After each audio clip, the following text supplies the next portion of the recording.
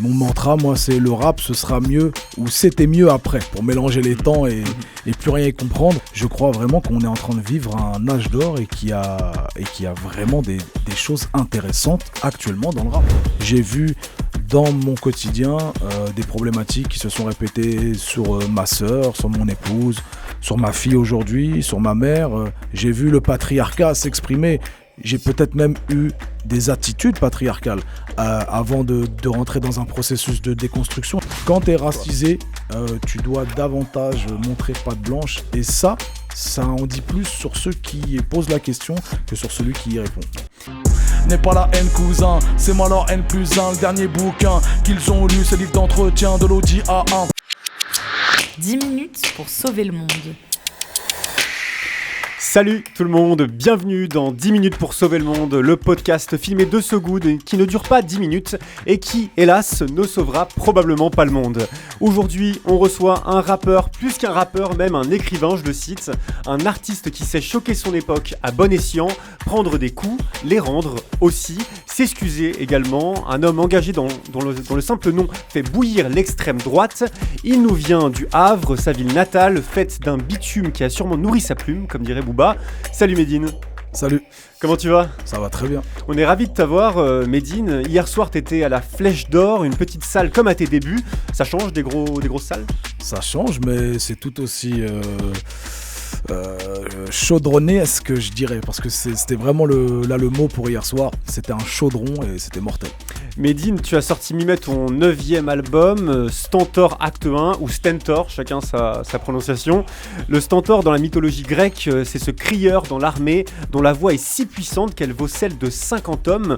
S'approprier une voix de Stentor, est-ce que c'est que l'ego trip ou il y a un sous-texte derrière ? Oui, il y a un sous-texte aussi. C'est naturellement de l'ego trip quand j'incarne ce personnage, soit en concert ou dans un morceau. Mais c'est aussi le sous-texte de ce que j'incarne dans cette musique. On retrouve souvent mes paroles, mes textes en dehors de cette musique. Donc ma parole, ma voix porte plus loin que le rap français. Medine, on a une grosse demi-heure pour parler mythe grec, rap, politique et qui sait peut-être de ton engagement officiel dans la campagne d'Édouard Philippe pour les présidentielles. 10 minutes pour sauver le monde. J'loue 3 pièces dans leur tête, mais y a pas d'auteur sous plafond. Je les laisse comme un Airbnb, après un enterrement de vie de garçon. Un jour pour prouver qu'on est français, on présentera nos échographies. Avant de me demander mon CV, maintenant on me demande ma biographie. Stentor, morceau éponyme de ton dernier album, Medine. Perso, l'expression Stentor, je la connaissais grâce au film 300, quand le roi Léonidas hurle pour intimider ses ennemis. Elle te vient d'où, toi, cette ref ? Moi, c'est un de vos collègues journalistes de Lyon, je sais plus de quel canard exactement, qui un jour fait une chronique après un de mes passages là-bas, et il marque Medine, une voix de Stentor. J'ai trouvé ça intriguant parce que je connaissais pas l'expression, je savais pas ce que c'était. Je digue un peu pour trouver des infos et je me dis mais ça me correspond tellement. Et je découvre la mythologie derrière, je creuse un peu et je me suis dit forcément ça c'est un titre éponyme. Ça. Ouais, Stentor, la voix de bronze, hein, la voix de rock. T'es familier, Medine, des références pop ciné. Est-ce que c'est IAM qui t'a donné ce goût-là ? Ouais, entre autres, hein, je pense qu'il y a plein d'autres artistes qui m'ont abreuvé et qui m'ont référencé en tout cas. Mais IAM, oui, peut en faire partie, c'est sûr. À la fin du morceau qu'on vient d'écouter, tu dis « Buste de Centaure, j'ai la voix de 100 hommes, et non 50. Je fact-check et je débunk quand les lanceurs d'alerte s'endorment. » Les rappeurs lanceurs d'alerte, tu dirais qu'on en manque aujourd'hui ? Ouais, on manque vraiment de lanceurs d'alerte sur l'ensemble de l'art et la culture en général. Il y a certaines personnes qui arrivent à se saisir de sujets et qui deviennent de véritables porte-voix pour des thématiques. Hein. Il y a vraiment quelques acteurs, des théâtreux aussi, qui ont été très actifs dans la réforme des retraites, dans la lutte contre la réforme des retraites, là justement. Donc Mais on en manque criamment parce qu'on est quand même dans un contexte de privation de liberté d'expression de plus en plus.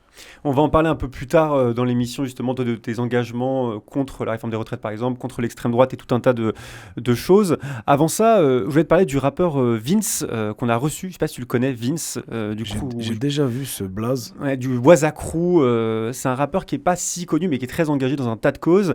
Et il était à ta place il y a 2 semaines. Il disait que le rap avait bougé sur l'échiquier politique ces dernières années, qu'il était passé plus à droite. Qu'est-ce que tu en penses ? Ouais, je pense qu'il y a des discours qui se droitisent chez certains de mes confrères, notamment par le prisme du capitalisme, et puis aussi et surtout un public qui a changé. Il y a une gentrification du public, il y a un échiquier qui a vraisemblablement bougé, il y a certains artistes qui tardent à se désolidariser d'un public dit d'extrême droite. Oui, c'est une réalité, c'est un constat, il faut être honnête avec ça. Et peut-être bientôt on aura d'ailleurs des rappeurs identitaires.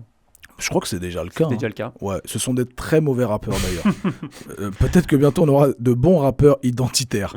Et c'est là qu'on devrait vraiment s'inquiéter. Exactement.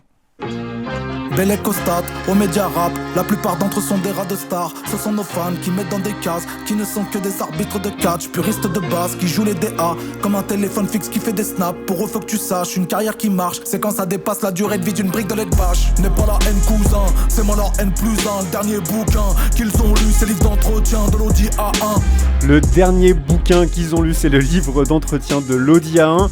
Ce morceau me fait penser à d'anciens morceaux comme Boulevard Auriol en 2004, 17 octobre en 2006, des sujets d'actualité qui t'ont demandé une démarche presque journalistique.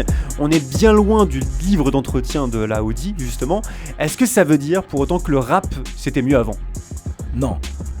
Ça, c'est le discours des vieux cons, des gens qui vivent dans le passé et qui pensent que tout ce qui est nouveau est forcément moins bien de ce qu'il y avait avant. Moi, j'ai vraiment pas cette dynamique-là. Mon mantra, moi, c'est le rap, ce sera mieux ou c'était mieux après. Pour mélanger les temps et plus rien y comprendre. Je crois vraiment qu'on est en train de vivre un âge d'or et qu'il y a vraiment des choses intéressantes actuellement dans le rap. C'est les mêmes que ceux qui disent on peut plus rien dire ? Ouais, un peu. Tu sais, c'est un peu les tontons réac qui pensent qu'ils ont tout vu, tout chié et que le rap doit rester figé dans une esthétique, dans un discours. Ouais, je suis en rupture avec ça. Moi. Et toi, par exemple, qu'est-ce qui t'inspire là dans les nouveaux rappeurs qui sont sortis ces dernières années, qui sont peut-être très différents d'ailleurs de ce que toi tu fais ? Je sais pas, il y a plein de... Moi, je suis attiré par la scène des rimeurs, genre Myro, H. John Crack, Souffrance. Il y a vraiment des gens qui ont des textes avec déjà des schémas de rimes incroyables, mais en plus de ça avec du sens, avec une mémoire de lutte aussi qui est présente. Donc c'est faux de dire que le rap n'est plus engagé, le rap c'était mieux avant. Pour moi c'est vraiment un non-sens. Marie s'est mariée à un mari violent. Elle recevra des fleurs le jour de son enterrement. Elle est tombée dans les pommes d'une pêche dans les dents. De quoi se demander si au ciel Ève était consentante. Quelques VSS, c'est son reste à vivre. Il a cassé la vaisselle parce qu'il était ivre. Avoir des enfants, ça fait pas de toi un parent. Comme avoir un piano, ça fait pas de toi un pianiste. Dans Reste à vivre qu'on entend, tu évoques, on l'entend, les violences sexistes et sexuelles. C'est pas la première fois, tu as déjà écrit des titres comme Combat de femmes, À l'ombre du mal, L'homme qui répare les femmes. Pourtant, tu te présentes pas comme un rappeur féministe et les clichés qui t'entourent auraient plutôt tendance à te renvoyer dans l'autre camp. Oui, après, j'ai assez de respect pour la lutte féministe pour ne pas justement me l'approprier. Je pense que ce sont les combattantes de cette lutte-là qui décident d'inclure ou non d'autres personnes dans leur lutte. Bien sûr, moi je suis pour l'intersectionnalité, ça n'aura échappé à personne.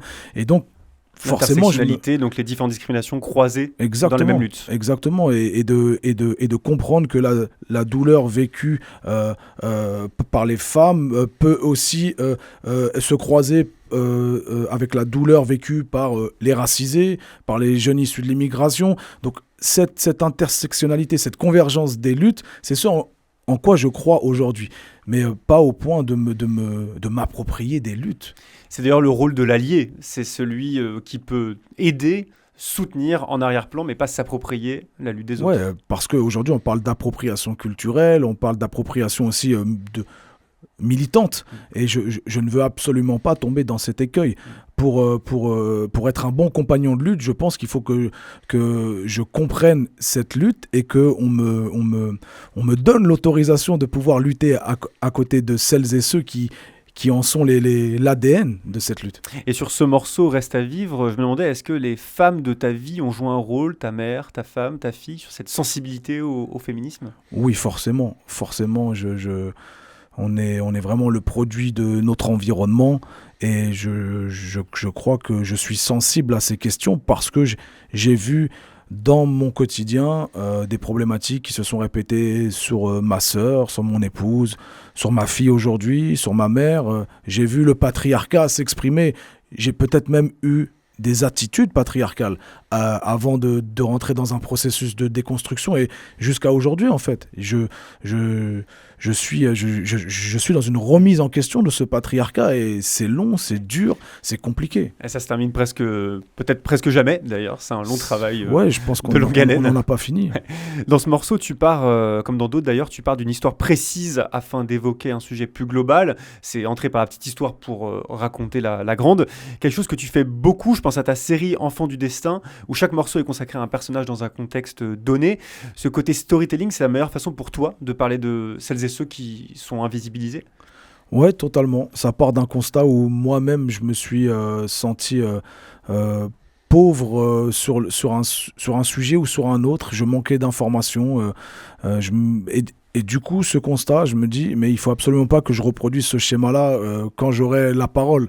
Et si je peux renseigner sur une partie de l'histoire, sur un phénomène, eh bien, je le ferai. Je ferai ma part et je crois que la série Enfants du Destin fait sa part pour mieux décoder certains sujets géopolitiques. Depuis ton premier album, Djihad, le plus grand combat est contre soi-même, c'était en 2004, je crois, 5 ou 2005. Djihad, ouais. Il a pas mal fait grincer des dents à l'époque. On t'a toujours classé, par ailleurs, comme un rappeur engagé, comme un rappeur conscient, qui fait du rap conscient en tout cas. Est-ce que ces étiquettes, t'es à l'aise avec ? Est-ce que tu les rejettes ? J'étais pas à l'aise avec parce que j'avais l'impression que c'était une façon de mettre dos à dos des catégories de rappeurs. S'il y a du rap conscient, ça veut dire qu'il y en a qui sont inconscients. Et ça m'allait pas. C'était vraiment une espèce de classification soit de sociologue ou de journaliste, souvent. Et du coup, ça sonne très journalistique comme terme. Et ça m'allait pas d'être classifié comme ça. Mais après, je finis en fait par me prendre au jeu et moi, j'aime beaucoup utiliser ce qui semble être des étiquettes et de les retourner, de les vider de leur sens ou alors de leur donner un autre sens et de les retourner contre eux. Donc si je fais du rap conscient, c'est uniquement pour être la mauvaise conscience du monde quand je dis dans le morceau Reste à vivre. Sur le terme de rappeur engagé, le rappeur Viz dont je te parlais, lui il utilise un terme qui vient d'un collectif de Marseille il me semble, à contresens il s'appelle, et ils disent nous ne sommes pas des rappeurs engagés, nous sommes des rappeurs non désengagés. C'est façon très de stylé. renverser. Ouais, c'est très stylé. On arrive, Medine, au milieu de l'émission. C'est l'heure du Tu préfères. Tu préfères ou tu préfères ? Tu préfères, ce jeu dilemme auquel on a tous déjà joué, ici basé sur l'actualité. Tu vas voir, c'est pas si évident. On y va, on teste ? Allez. Tu préfères, Medine, que les ventes de tabac chutent drastiquement en France au point d'atteindre un chiffre record, ou que le cancer du sein puisse bientôt être détecté par simple prise de sang. Ok. Cancer versus cancer. Ouais, j'ai capté. Je crois que la prise de sang, c'est stylé en vrai. Mais en même temps, en fait, je suis pas consommateur de tabac. Si j'étais consommateur de tabac, je t'aurais dit directement la première réponse. Ah, tu fumes pas ? Non, je fume pas. Donc je vais dire la deuxième. La deuxième, le cancer du sein. argument. Tu t'en sors bien. Les ventes de tabac, elles ont baissé donc de 11,5% en France en 2024. C'est historique. Bientôt, fumer des clopes, ça sera peut-être un truc de boomer, il faut se le dire. Et le cancer du sein, ce sont ces risques de rechute qui vont pouvoir être détectés par prise de sang très bientôt. Deuxième dilemme, Medine, tu préfères qu'Elon Musk soit en embrouille avec Donald Trump et qu'il ait définitivement quitté le DOGE, le département de l'efficacité gouvernementale, ou que le gouvernement espagnol vienne de régulariser 500 000 sans-papiers et annule un contrat d'armement juteux avec Israël ? Voilà, deuxième, frérot, directement. Parce que Sans débat. c'est pas déjà le cas, en fait, que Elon Musk est déjà vers la porte de sortie. Ça faisait un moment que ça traînait et il est parti. J'ai l'impression qu'il s'est vraiment désengagé. C'est pas plus mal. Non, les guerres d'ego. La deuxième sans hésitation. La deuxième, ouais. Elon Musk, en effet, il a quitté fermer le Doge. Et il a qualifié d'ailleurs la loi budgétaire de Donald Trump d'abomination dégoûtante. Donc c'est vraiment la fin de la bromance entre ces deux milliardaires. Tant mieux, on n'en pouvait plus. Hein. C'était long. Et l'Espagne, elle va bel et bien régulariser un demi-million de sans-papiers. Et elle a cassé un contrat d'armement avec Israël d'une valeur de 300 millions d'euros. C'était il y a quelques jours. La France devrait prendre exemple. Troisième et dernière question, Médine, tu préfères que le Royaume-Uni nationalise ses trains pour les rendre plus fiables et moins chers après 30 ans de privatisation, ou que la Cour constitutionnelle italienne reconnaisse les droits parentaux des mères lesbiennes dans le cadre d'une PMA? Les trains gratuits... Là, c'est service public. Non, là, c'est pas gratuit. Hein. Ça veut dire que c'est dénationalisé. C'est déprivatisé. C'est ça. Ah ouais. Ce qui peut d'ailleurs influencer d'autres pays en Europe. Ouais, écoute, j'aimerais bien que ça fasse boule de neige, donc je préfère la nationalisation des trains. C'est un choix. Écoute, les mères lesbiennes qui font des paiements en Italie l'entendent de pleine oreille. Le Royaume-Uni, donc, il vient bien de nationaliser une partie de ses trains, 1600 pour le moment, et va continuer à le faire jusqu'en 2027 sur tout le pays. Et en Italie, la Cour constitutionnelle a bien estimé que le refus de reconnaître une mère non biologique, conçue par PMA, était anticonstitutionnel. Terrible revers pour Giorgia Meloni. Tant mieux.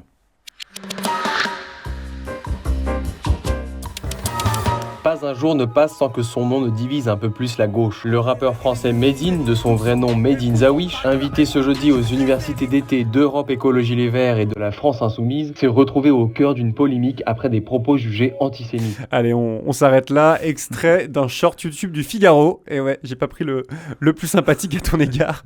Tu connais la musique, Medine, de toute façon. Tu pourrais répondre ici, comme tu l'as déjà fait avant, point par point aux polémiques, mais tu l'as déjà fait. Moi, ce qui m'intéresse, c'est de savoir si notre époque ultra polarisée, où plus personne ne s'écoute, te donne envie, à travers cet album par exemple, d'être plus apaisant. Ouais, en fait, je me laisse pas intimider moi par le climat, où je vois que tout est polarisé comme tu dis.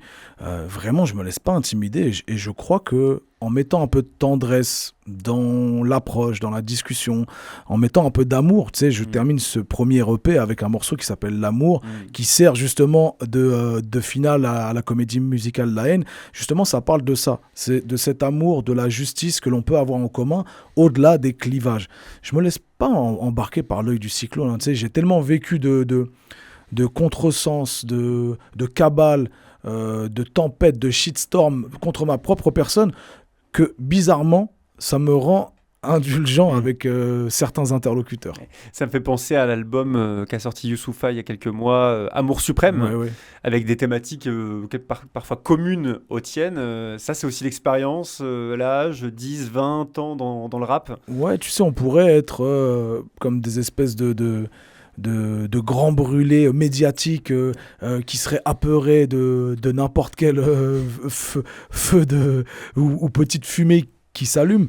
Moi, ça n'a pas cet effet-là. Vraiment, j'ai vraiment encore envie de fraterniser, de solidariser. Déjà, il y a une vraie dichotomie entre le monde virtuel, la twittosphère, et le monde réel, en vrai. Il y a vraiment un décalage dans le monde réel. Je rencontre des gens qui sont à l'écoute, qui veulent être contredits, qui veulent sortir de leur zone de confort. Et ça, c'est très rassurant.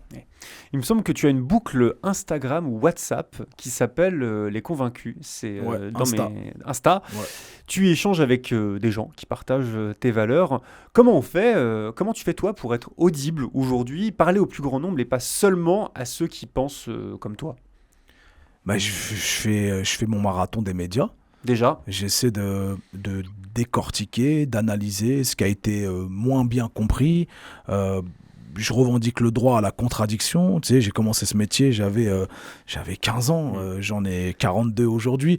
Donc l'adulte que je suis critique l'enfant ou l'adolescent ou le jeune adulte que j'ai été. Tu sais, j'ai vraiment cette Cette capacité à m'autocritiquer en public, de revendiquer le droit de la contradiction, de m'excuser quand je dois m'excuser, parce que ça a donné lieu à des incompréhensions, mais d'être ferme quand je dois être ferme aussi sur des engagements. Ouais, c'est important d'avoir de l'autocritique quand ça fait en effet 20 ans qu'on est dans un métier, notamment plus en tant qu'artiste, et qu'on peut dire des bêtises comme on en a tous. Après, ce que j'analyse, c'est qu'on me demande à moi de m'excuser un peu plus, on me demande à moi de me justifier plus longtemps que d'autres confrères de la musique. Je sais pas, on ne continue pas à demander à Orelsan de s'expliquer sur les dérapages qu'il a pu avoir par le passé.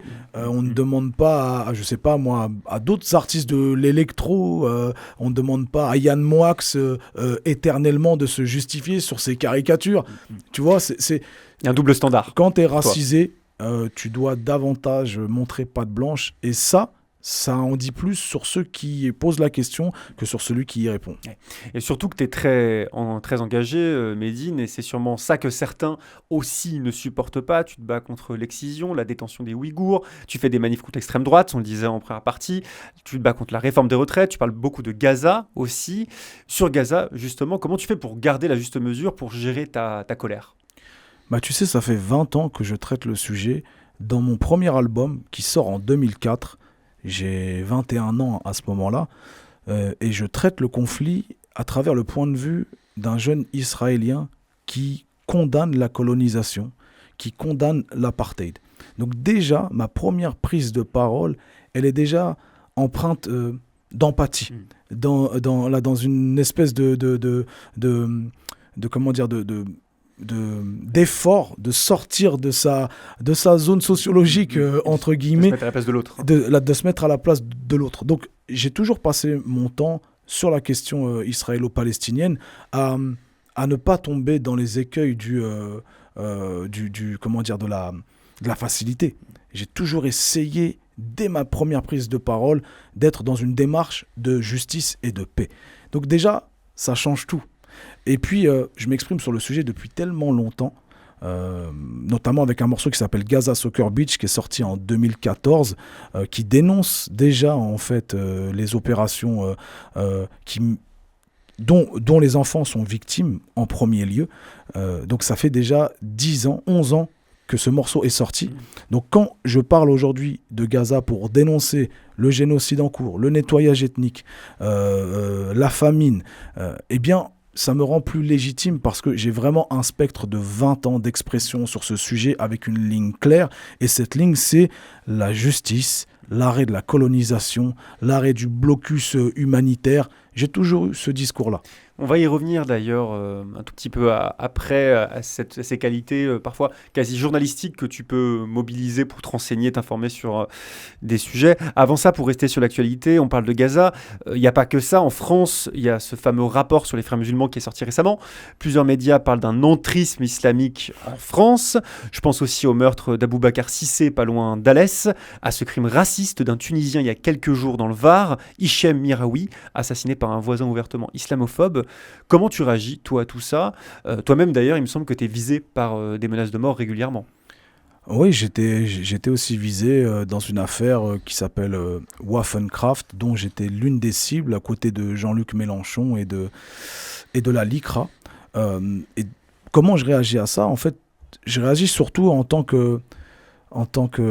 qu'analyste du monde culturel, où je constate en fait la libération, la normalisation de la parole raciste qui vient non seulement sur les plateaux télé, mais qui vient jusque dans les propos du ministre de l'Intérieur, qui vient dans le gouvernement actuel.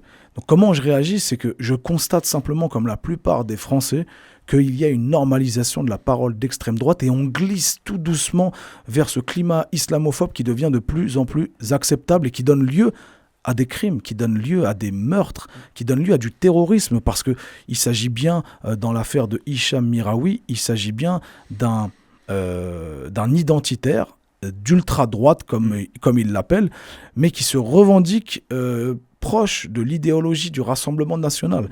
Donc ça, il ne faut pas l'oublier. Et puis concernant le sujet sur les frères musulmans, le dossier sur les frères musulmans là, qui est actuellement sur la table, je suis désolé de vous dire, mais quand les musulmans ne vont pas voter, on dit qu'ils font du séparatisme. Quand ils vont voter, on dit qu'ils font de l'entrisme. Quand ils font du sport, on dit qu'ils sont en train de se préparer pour le djihad. Quand est-ce que ça va s'arrêter, cette panique morale où tout se dirige vers les musulmans et qui rend responsables les musulmans de tous les maux de ce pays? Quand est-ce que ça va s'arrêter? C'est vraiment d'une absurdité incroyable. Et moi, je lutte contre ça depuis toujours dans mes textes. Et malheureusement, je le regrette d'être encore nécessaire avec certains de mes textes aujourd'hui. J'aimerais parler d'autre chose. Le contexte ne me permet pas de parler d'autre chose. Et d'ailleurs, tu as utilisé le terme d'islamophobie. C'est une notion que certains partis politiques récusent même dans sa pertinence. Sémantique. On est en train de faire de la sémantique quand il y a des gens qui meurent assassinés par une idéologie d'extrême droite. Hicham Miraoui, c'est le cas. Abou Bakr, c'est le cas. Donc arrêtons de faire de la sémantique dans ces moments-là. Mettons des mesures en place. Et notamment Hicham Miraoui, pour son meurtre, il y a le parquet antiterroriste qui a été saisi. Pour cette interview, Medine, j'en ai regardé beaucoup d'autres pour essayer de me renseigner. Et ce qui m'a frappé, tu parlais un peu plus tôt de la façon dont un artiste racisé peut être traité, par exemple dans les médias. Ce qui ressort beaucoup, c'est cette polémique sur la quenelle qui date de 2014. Ton morceau aussi pseudo anti-laïcité de 2015, quand même il y a plus de 10 ans. Et surtout un tweet jugé antisémite envoyé à l'essayiste et chroniqueuse pour CNews Rachel Kahn. Oui. C'était, alors pour ceux qui ne connaissent pas, en 2 mots, c'était en avril 2024. Tu réagissais avec un mauvais jeu de mots au sujet d'une vidéo de Gazaoui se baignant dans la Méditerranée. Rachel Kahn... C'était pas ça, ma réaction. Non, pardon, ce que je disais, c'est que Rachel Kahn, alors tu vas peut-être me corriger si je me trompe. Excuse-moi. Rachel Kahn commentait « J'aime bien celui qui travaille son summer body faisant des pompes ». Oui, je me souviens. Dramatique. Toi, Medine, tu t'es excusé pour ton jeu de mots foireux, ce qui n'est pas, je crois, le cas de Rachel Kahn. Et j'en viens du coup à ton album, Stentor. C'est pour ce genre de controverse que quelque part tu portes un masque sur la pochette pour te protéger ? Oui, après, il faut recontextualiser. Rachel Kahn n'en est pas à ses premières attaques. Il faut bien savoir que quand moi je réagis maladroitement en utilisant ce terme dont j'ignorais en fait déjà l'origine de Rachel Kahn, mais aussi la portée, la charge émotive que pouvait porter historique le terme de rescapé, bien avant ça, Rachel Kahn me qualifie de déchet à trier. Et ça ne suscite l'indignation de personne. C'est vraiment des termes qui sont issus de l'extrême droite, voire du nazisme. Quand on parle d'une communauté à trier en tant que déchet, voilà. L'objectifie exactement. Violemment. Donc le contexte, en fait, il est très important. Et bien sûr, si tu parles de mon album La Stentor, bien sûr que ce masque n'en est pas un, c'est une armure qui permet de protéger justement ma parole quand j'ai besoin de la protéger pour être offensif, mais aussi pour me protéger de moi-même, de mes propres maladresses. Et puis c'est une armure qui descend jusqu'à la pointe de ma barbe pour protéger ce qui aujourd'hui est en péril. Tout ce que j'incarne, toutes les sociologies que je peux incarner. Et la barbe aujourd'hui est synonyme de frérisme, d'entrisme, de séparatisme et de tous ces mots valises qu'on est en train d'inventer pour diaboliser la communauté musulmane. Ouais, quelque part, c'est vrai que tu concentres presque une grande partie des peurs de notre société en croisement de plusieurs clichés, et c'est quelque chose que tu dégages malgré toi. La plupart de ces polémiques, si je les cite également, c'est qu'elles ont, au moins pour certaines d'entre elles, été poussées par l'extrême droite et ont été reprises par des médias traditionnels. Dans ton morceau Cuirap, tu dis d'ailleurs « Si je marchais sur l'eau, les journalistes diraient que je ne sais pas nager ». Comment tu vis ce traitement médiatique et comment tes enfants le vivent aussi tu les mets pas mal en avant sur les réseaux sociaux? Moi, je le vis de façon apaisée parce que je pense que les sujets que j'ai choisi de traiter dans mes morceaux, le fait que j'ai cette sociologie de racisé, fait en sorte que je dois être prêt en fait à encaisser le revers de la médaille, quoi. Donc je le vis de façon apaisée. Pour moi, ça fait partie du jeu d'être quelqu'un de public qui s'exprime. Encore une fois, bien sûr, quand on est racisé et qu'on s'exprime publiquement, on est sujet à d'autant plus de criminalisation, d'autant plus de diabolisation. Mais moi, je le vis de façon apaisée. J'ai envie de dire, je renvoie la force, ou plutôt j'utilise la force de l'adversaire pour nourrir mon travail. Dans les moments de polémique, moi, je regarde ce qui est dit de moi, par qui, comment je vais utiliser ça artistiquement, pour mieux débunker et pour mieux aussi montrer l'hypocrisie de certains journalistes, de certains éditorialistes, de certains philosophes, en montrant leurs contradictions. Et mes enfants, on est assez préservés de ça, parce que déjà je vis au Havre, je suis dans un beau contexte qui est un peu excentré par rapport à la capitale. Et puis on est un peu dans la vie est belle de Roberto Benigni. Nous, hein, on re-raconte l'histoire hein, dans notre storytelling. C'est moi le gentil, c'est les autres les méchants. Hein. Dans le documentaire Made in Normandie, il y en a une qui t'aime bien, c'est une journaliste du New York Times. Elle dit si Medine était américain, il serait un héros. En France, on va en faire une terreur. Sacré compliment. Ouais, t'as le sentiment d'être un artiste maudit en France, d'être un peu un poète incompris? Mal compris en tout cas. Mal compris. Mais je crois que c'est vraiment les gens qui ont une double audition, hein, ceux qui m'attaquent et qui me critiquent, plus que moi qui ai un double discours. Moi, encore une fois, tu l'as déjà constaté, si tu as regardé plein d'interviews de moi, où parfois je dis une chose et son contraire, mais c'est parce qu'on est à des temporalités différentes et que je ne pense plus ce que je pensais par le passé. Et je me critique moi-même, je me permets de me critiquer moi-même. Mais je crois vraiment que mes détracteurs ont une double audition. Ils ne veulent pas entendre ce que j'ai à dire, vraisemblablement, et ils ne veulent pas voir quelqu'un qui part d'un postulat et qui finit par se déconstruire et qui finit par converger avec d'autres luttes. Ça les terrorise. Et je pense que c'est pour ça que je suis souvent dans l'œil du cyclone. Parce que je fais justement société. Je ne suis pas en rupture. Au contraire, je raccorde ma lutte avec d'autres luttes. Mais justement, parfaite transition pour ma prochaine question. Il y a les détracteurs et puis il y a les alliés. À l'été 2023, tu t'es rendu aux universités d'été de la France Insoumise et des écolos. Alors, on va voir si c'est des alliés. On t'a aussi retrouvé sur un piquet de grève contre Total Energy, pas loin du Havre, avec l'actrice Adèle Haenel et la députée LFI Alma Dufour. Ça, c'est une forme de convergence des luttes, à ton sens? Oui, c'est une forme de convergence des luttes, de se raccorder à des luttes déjà existantes et qui sont frères et sœurs de douleur pour certains. Au-delà des chapelles politiques, au-delà des partis politiques, je rencontre des citoyens sur le terrain, je rencontre des militants, des associatifs qui ne sont pas sur le même segment que peuvent être certains politiques ou certains médias à espérer de quelqu'un qui milite une espèce de pureté militante, d'être dans un hygiénisme extrême, voilà, excessif. Exactement, de savoir si toi tu es légitime pour t'exprimer sur ces sujets-là et toi tu l'es moins, etc. Je ne fais pas face à ça dans la société civile en fait. Les gens sont dans une urgence à dénoncer un sujet ou un autre, et si on a des intérêts à converger ensemble pour les dénoncer, faisons-le et ne soyons pas hygiénistes comme peuvent l'être certains qui, eux, au contraire, ont beaucoup à se reprocher. Eux qui détournent des fonds, eux qui piquent dans la caisse, eux qui ont des casseroles infinies sur des questions d'antiracisme parce qu'ils ne savent pas tenir une ligne. Ils ont beaucoup plus à gagner à nous entendre que l'inverse. Un jour, tu feras de la politique, tu penses ? Je crois que j'en fais déjà, hein, mais au sens noble. J'utilise les espaces qui me permettent de continuer à en faire, c'est-à-dire les scènes, les scènes de salles de musique actuelles, les scènes de théâtre.